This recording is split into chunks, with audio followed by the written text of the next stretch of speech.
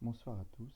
Voilà pour aujourd'hui euh, la solution et la résolution de la méthode par la méthode des simplexes d'un système de minimisation de coûts plutôt que de maximisation de profit. Donc dans un premier temps, nous allons créer à partir de l'énoncé de l'exercice 10 le tableau sur des contraintes. Donc pour obtenir le tableau des contraintes, nous allons répertorier toutes les données de l'énoncé. Donc cet énoncé, nous constatons que euh, dans, euh, dans cet énoncé, nous avons besoin de certains éléments nutritifs tels que l'élément R en quantité de 9 grammes, l'élément S en quantité de 5 grammes et l'élément T en quantité de 6 grammes. Pour obtenir ces quantités, nous allons acheter un aliment A qui contient 1 g de R, 1 g de R, 1 g de S et 2 g de T. Pour l'aliment B, 3 g de R, 1 g de S et 1 g de T. Les besoins, je les rappelle, 9 g de R, 5 g de S et 6 g de T. Ce qui, si on note x1, le nombre d'unités de l'élément A, nous obtenons donc 1 fois x1 plus 3 fois x2 supérieur ou égal à 9. Nous faisons pareil pour les deux autres nutriments, euh, deux autres aliments, pardon. Les dépenses sont de 3 euros pour une unité de A et 5 euros pour une unité de B. Ici donc bien sûr pas de besoin, donc on obtient comme dépense D égale 3 fois x1 plus 5 fois x2. Voilà, donc tableau final, celui-ci, que nous pouvons résumer sous forme de système. Le système serait, nous voulons minimiser la dépense que j'ai notée ici. Nous voulons avoir suffisamment d'aliments R, suffisamment d'aliments S et suffisamment d'aliments T. C'est un problème de minimisation. On voit que la solution 0,0 n'est pas acceptable ici puisque ne vérifie pas les inégalités. Et donc la méthode des simplexes ne peut fonctionner dans ce cas précis. Nous sommes obligés de passer au système dual ou pour lequel la solution 0,0 sera une solution acceptable. Ensuite, pour passer du système qu'on pourrait appeler primal au système dual, sachant que celui-là est un système dual de celui-ci, donc le dual du dual serait du dual, le système initial. Voilà comment procédons. On regarde les coefficients de x1 ici. Les coefficients de x1 sont 1, 1 et 2. Cela deviendra les coefficients de y1, y2, y3 dans le système dual. Nous savons qu'il y a 3 variables à introduire puisqu'une variable par inégalité. Donc une de 3 variables. Ces variables y1, y2 et y3 introduites pour chacune des inégalités seront les variables d'écart, correspondront aux variables d'écart du système initial. C'est-à-dire que ce que l'on trouvera comme valeur pour y1 correspondra à la quantité x3 que l'on aura acheté en surplus par rapport aux 9 grammes nécessaires. x4, le surplus par rapport aux 5 grammes nécessaires de S, correspondra à y2 et y3, bien sûr, pour la troisième variable. Pour les variables d'écart qu'on introduira pour le système dual, c'est-à-dire y4 et y5 pour obtenir l'égalité ici, plus y4 égale 3 plus y5 égale 5.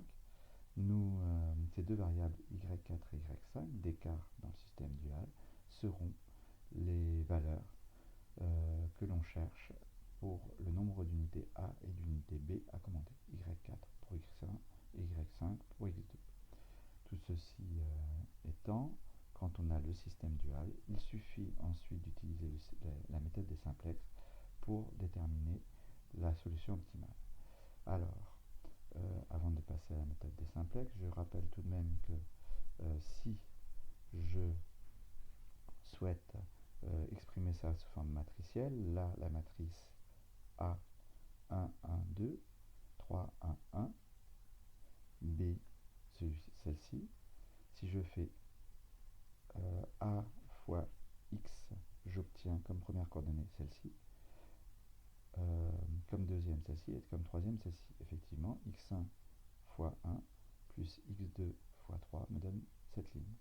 Il faudra donc que A fois X soit supérieur ou égal à B. J'aurai à minimiser cette expression qui sera transposée de C fois X.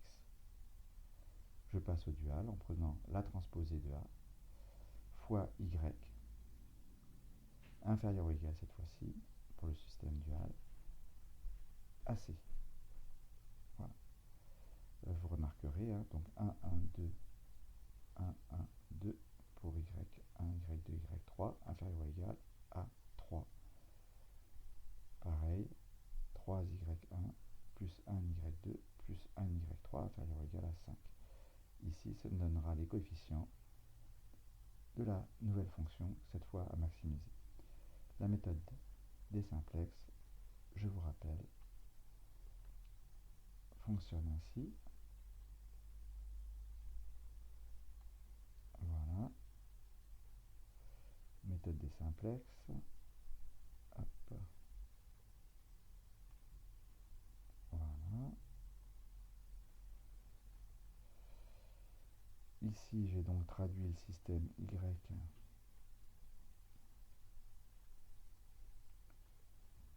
dans ce premier tableau. Donc 1, 1, 2, 1, 1, 2, inférieur ou égal à 3. Pareil, 3, 1, 1, inférieur ou égal à 5. 3, 1, 1, inférieur ou égal à 5. Introduction des deux variables d'écart. Ensuite, pour la recherche du pivot, je fais tout simplement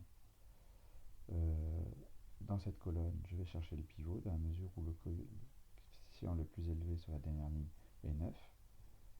Voilà. Je fais le rapport de cette colonne avec celle-ci. Je cherche la valeur minimale.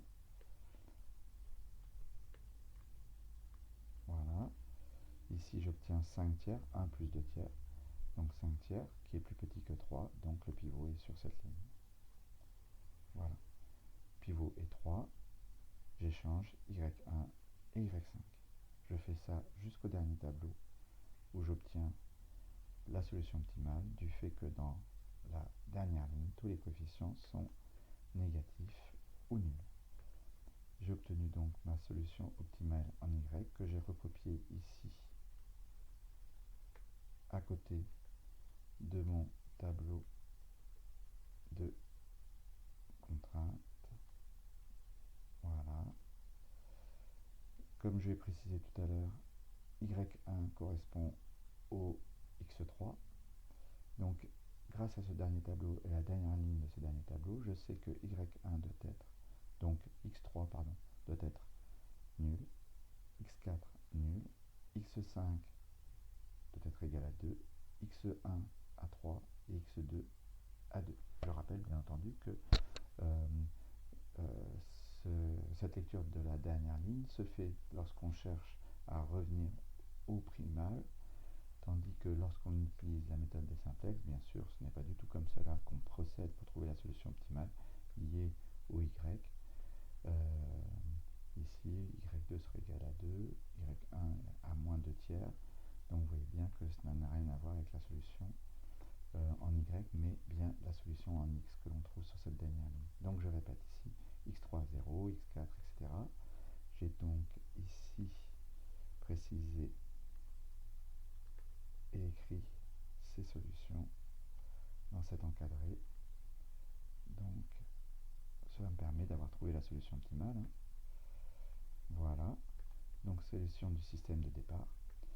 Ce qui correspond donc à une dépense minimale pour l'achat de 3 unités d'aliment A, 2 unités d'aliment Ensuite, cette dépense sera minimale donc pour 3 et 2, c'est-à-dire qu'elle vaudra 19 euros. 19 euros.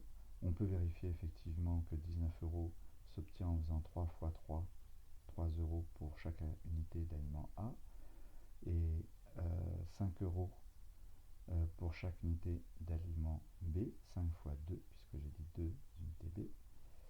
On obtient bien 19 euros. Et on achètera donc exactement 9 grammes de R, effectivement, puisque la variable d'écart x3 vaut 0, x4 vaut 0, donc exactement 5 grammes de S. Or, x5 vaut 2, donc on aura acheté plus de grammes de T que l'on souhaitait. 6 plus 2, on aura acheté 8 grammes au total de T. Voilà quel est l'aliment que l'on aura acheté en surplus. J'espère que cette